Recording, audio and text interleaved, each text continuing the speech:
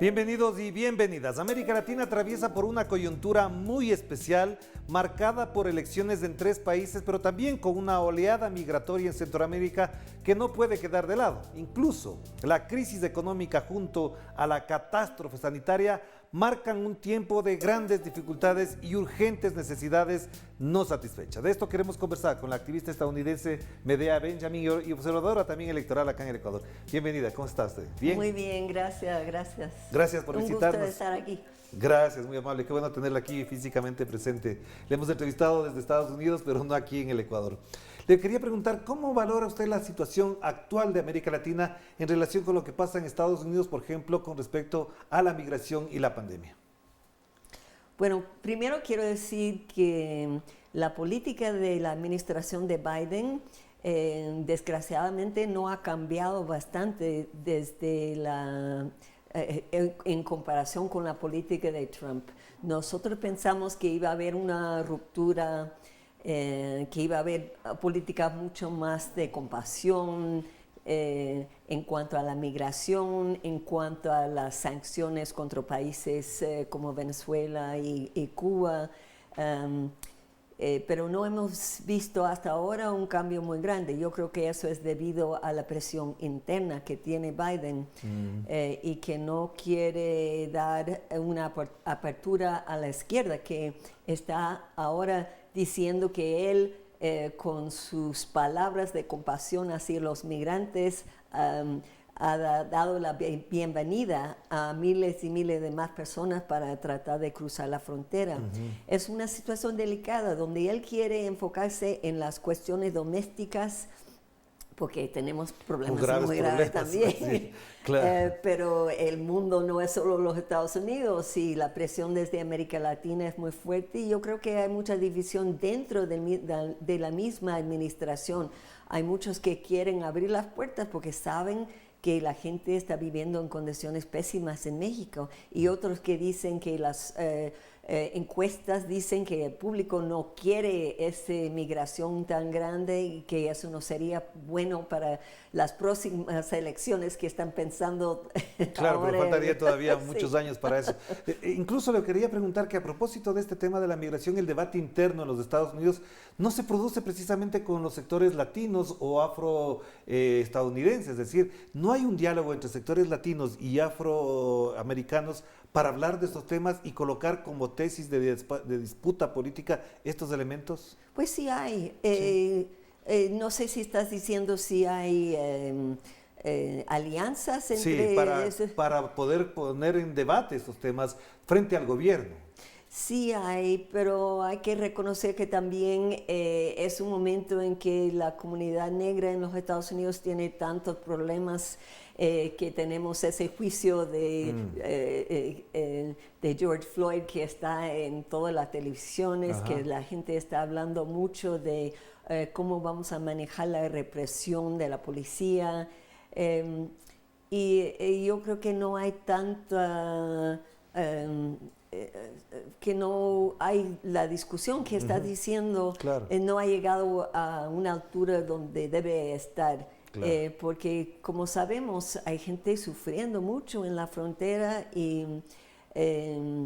pero siempre ha habido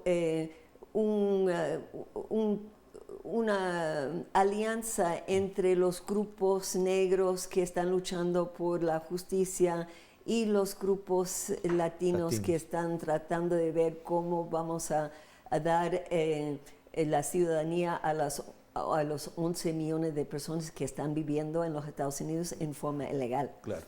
Y una pregunta que aquí es muy importante, Medea, porque a propósito de lo ocurrido con el tema de la migración, es que gobiernos como el de México, como el de Guatemala, como el de Honduras, han tratado de tener acuerdos con Estados Unidos para eso, pero los acuerdos siempre están marcados porque Estados Unidos dice aquí no van a pasar. Y al mismo tiempo se gastan 15 mil millones de dólares en construir un muro y no invierten en América Latina para evitar la migración.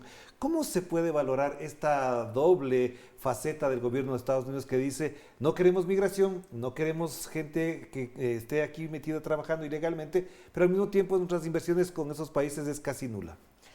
Y es peor que eso, porque las inversiones son más bien en cuestiones de policía, de seguridad, y eso es parte del problema, porque muchas veces son estos sectores que reprimen a la gente. Claro. Y ahora dice Biden que va a invertir mucho dinero en Centroamérica, pero no sabemos quién va a recibir ese dinero. Claro. Son los mismos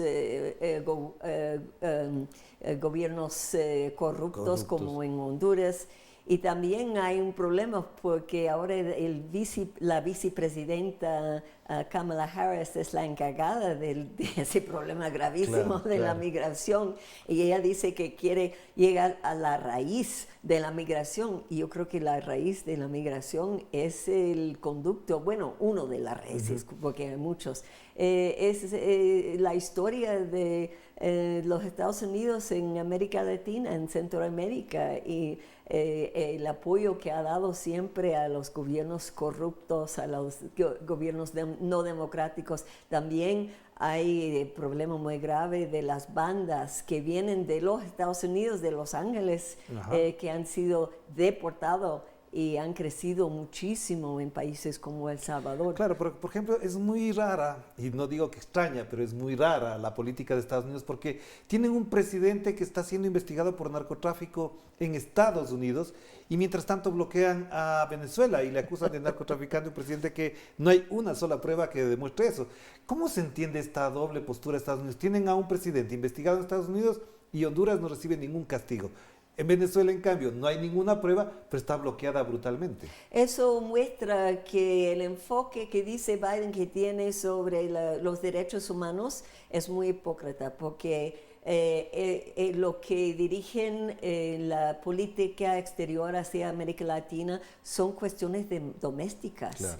Y hay un grupo bastante fuerte de venezolanos, de cubanos que viven en Miami y que son muy organizados y tienen un peso enorme sobre la política. Y yo veo que es muy, no solo injusto, sino peligroso, claro, que ese grupo tan pequeño son los que tienen un peso tan grande en la política hacia toda América Latina. Por ejemplo, hoy día que los países están sufriendo de esa pandemia, de tener estas sanciones tan cruel sobre Venezuela y Cuba, es terrible. Y hay gente dentro de la administración de Biden que dicen que están haciendo una investigación de cómo las sanciones están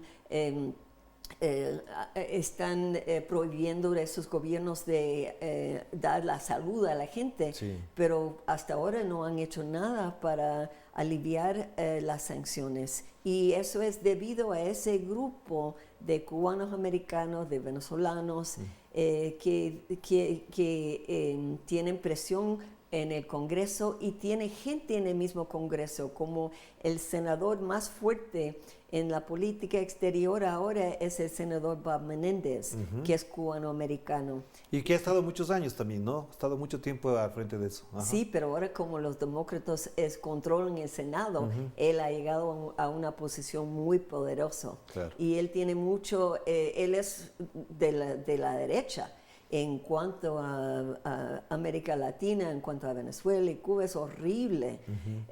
Y estamos tratando de dar más fuerza a la gente más progresista en el Congreso para que muestren que esa política no ayuda a la gente, va en contra de los derechos humanos y que es peligroso. Claro. Vamos a la primera pausa y enseguida volvemos para seguir conversando ya sobre lo que está pasando en América Latina en este momento, que son las elecciones en Bolivia, en Perú, en Ecuador y también las del próximo mes ya está decidido que sean en Chile. Vamos a hacer la primera pausa y enseguida volvemos con Medea Benjamin a propósito de lo que además implica tener a un gran país, a un enorme país como Estados Unidos marcando la pauta política de nuestra región. Vamos a la pausa.